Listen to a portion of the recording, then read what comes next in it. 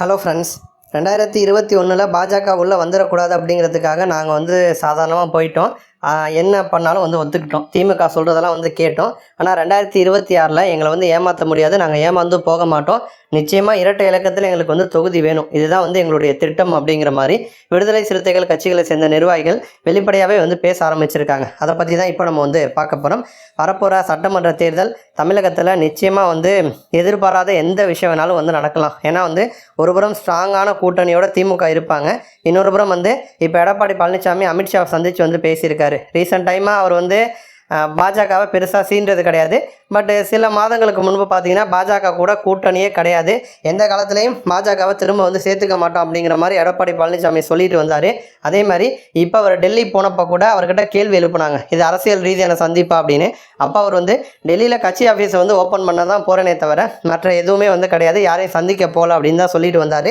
ஆனால் சடனாக அமித்ஷாவை சந்தித்து பேசியிருக்காரு. அப்போ எடப்பாடி பழனிசாமிக்கும் அமித்ஷாவுக்கும் இடையான அந்த சந்திப்புங்கிறப்ப அந்த தொகுதி பிரச்சனை ப்ளஸ் கூட்டணி பற்றி தான். இதை தாண்டி வேற என்ன இருக்க முடியும் அப்படிங்கிற மாதிரி அரசியல் விமர்சகர்கள் கருத்து தெரிவிக்கிறாங்க.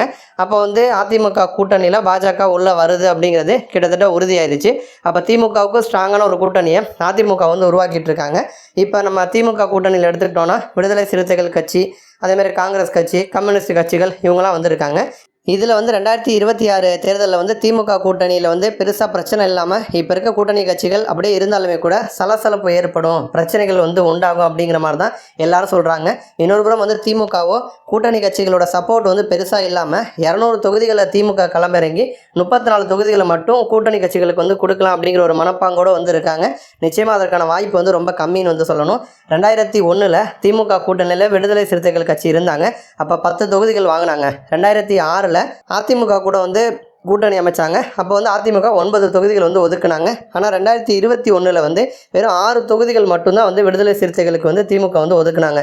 2001 10 தொகுதி வாங்கியிருக்காங்க. ஆனால் 2021 வெறும் 6 தொகுதி மட்டும்தான் ஒதுக்கியிருக்காங்க. அப்போ ஏன் ஒத்துக்கிட்டாங்கன்னா பாஜக உள்ளே வந்துடக்கூடாது அப்படிங்கிறதுக்காக விடுதலை சிறுத்தைகள் கட்சி ஒத்துக்கிட்டதாக சொல்கிறாங்க.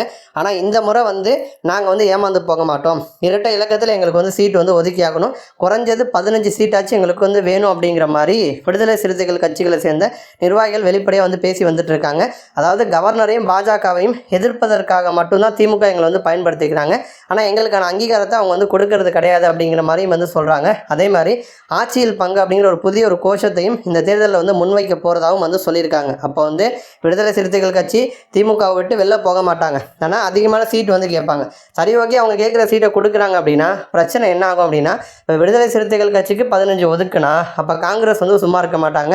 அதேமாதிரி திமுக கூட்டணியில் இருக்கக்கூடிய மதிமுக 2 கம்யூனிஸ்ட் கட்சிகளும் அதிகமான தொகுதிகளை கேட்பாங்க. அப்போ திமுக கூட்டணி கட்சிகளுக்கு அவங்க பிளான் பண்ணதை விட அதிகமான தொகுதிகளை கொடுக்குற மாதிரி ஒரு சூழல் உண்டாகும்.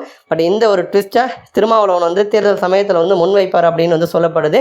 இது திமுகவுக்கு சிக்கலை தான் ஏற்படுத்தும் அப்படின்னு சொல்கிறாங்க. நன்றி.